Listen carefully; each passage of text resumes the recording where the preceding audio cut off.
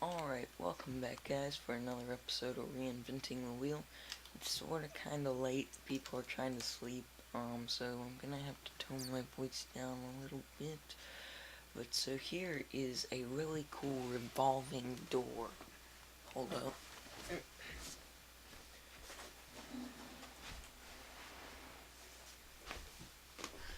Really cool, hold up, let me turn the sound down quite a bit, just so you can turn the volume up to hear my voice.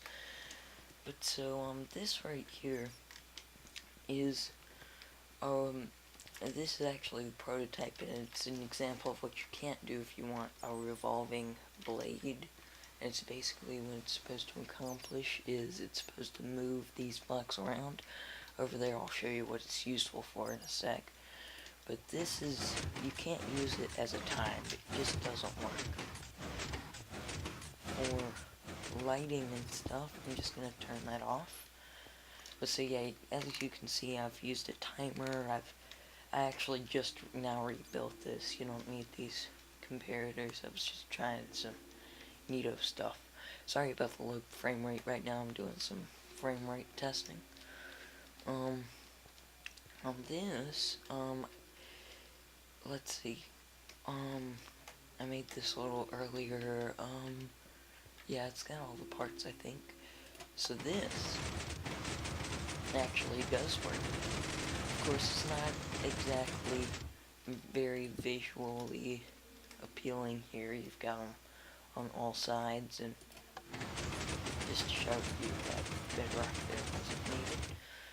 But so basically what it does is when I flip this lever on, it provides power through these blocks here and here and here and here. And as you know, you can get power through a block. It doesn't even have to be a repeater, but repeater, well, like kind of does in some cases. As you can see, you can get power through a block with a repeater or a comparator. You might notice I use comparators in some places. They're not really necessary, but they do have a faster tick ratio, like here. And it's just, I think it's better to use those in situations like that. But so yeah, it's feeding power. You really don't need these lines. You can use torches or whatever. I can just control it with that. And then they are basically powering this, which powers a piston, which moves the block. It's sort of a repeating thing, but it's accurate as heck. And so, yeah, I need to do it for all four sides. Now again, it's not very visually appealing, but, you know. I'm not sure, by the way, I'm not sure whether to call this a revolving door, or a saw blade. But so, you kinda have to do this. Oh man, I forget how. Hold up, let me think. You kinda have to do this exactly. Let me just tell you this now. This is pretty complicated. I would work out a few more bugs, but I've been working at this forever. You have to do this exactly, as I'm exactly, or it'll be really buggy and do strange things. And sometimes, and it works either way, but sometimes it won't end up like this when you're done. So I think, so this is to start the blade, I think.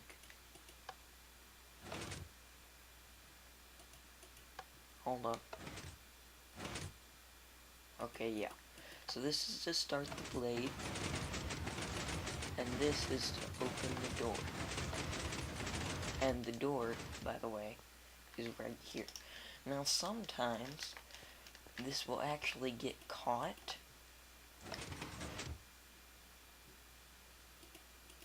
Hold on, I didn't do that right. I was supposed to hit that again. So don't pay attention to what I did. So, just that. Okay, I remember that. But so sometimes like this, it will get caught, and you just need to press this a few more times. I'll show you how it works in a second. I think 2 more times. one more? It was only one. Oh no, it got caught like this. Okay, so now this is another really big bug that I had. And, actually, you can fix it by putting a little... This would act as a reset switch, I think, actually. Let's just route some redstone right here. Oh, no, wait. Well, you can easily wire a reset switch. You see that redstone that's not powered right there?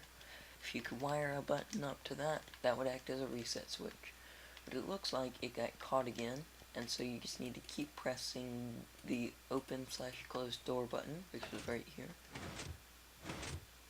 And it should work, except for that that has not happened before. Okay, that was too simple. Alright, so here's how you do it. Oh, I forgot to close the door. See, this is what I'm talking about. Alright, so to open the door, which goes to... Okay, so this is what I'm talking about with it getting caught. You just need to hit it 2 more times, maybe 3. 3.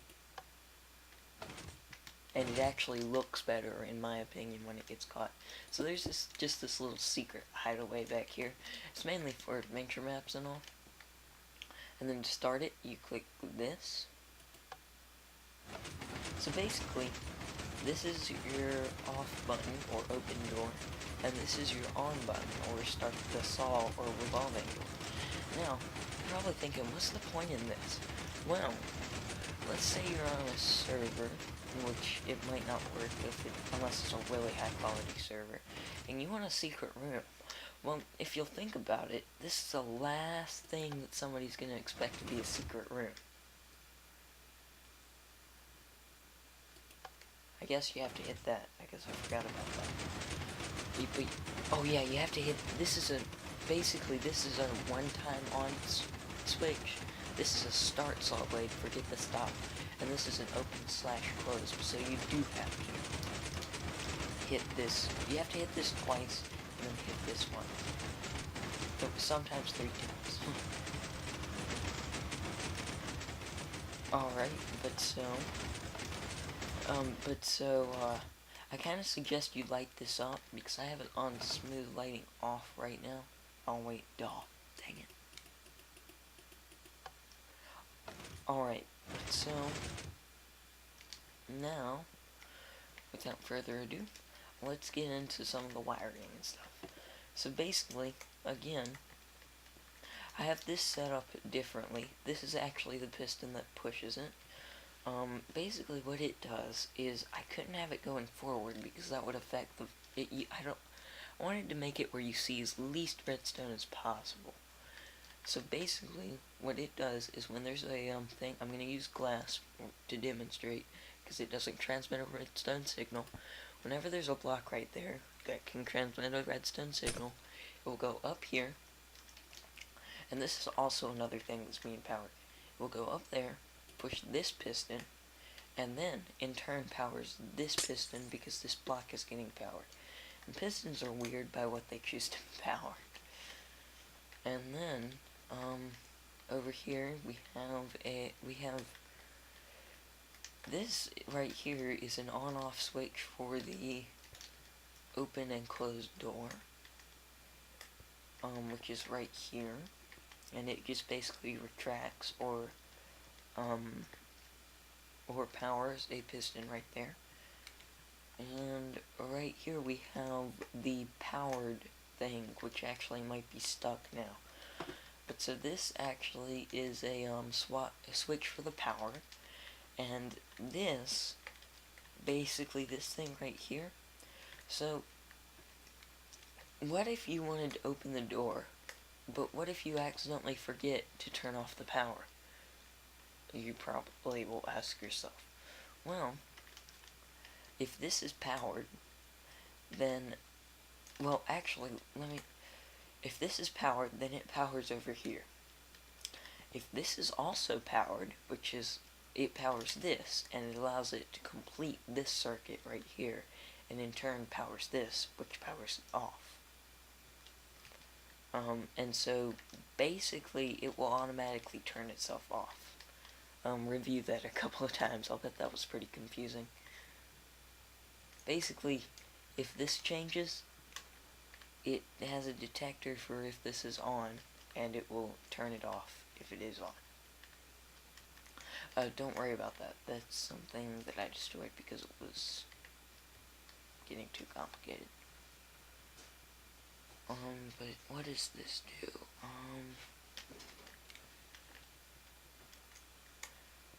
This powers a piston that pushes this over here. It's basically a debug machine, I guess? I don't know. It's really hard to explain how this machine works because it's one of the more complicated builds. It does a lot with pistons. I think there's a way to do it with hoppers if you want a more silent version. Well, I mean, obviously, except for the main rig, you have to be able to push blocks for that. But I think there's a way to do it with hoppers. I'm not sure what. I'll have to look into that.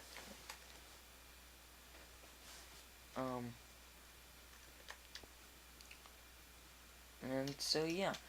But so, I mean, this basically is a decoration, but it's one of the best secret doors I've ever seen. Wrong button. Do I have to press that again? You might have to do a little bit of, for working out the bugs, I think I'll have to put a debug machine on this to detect if I press, it would be easier if you could have it with one button. Yeah, there are a lot of bugs to be worked out with this because there's just so much. But yeah. Basic concept is you have to, use a detector and not a time machine.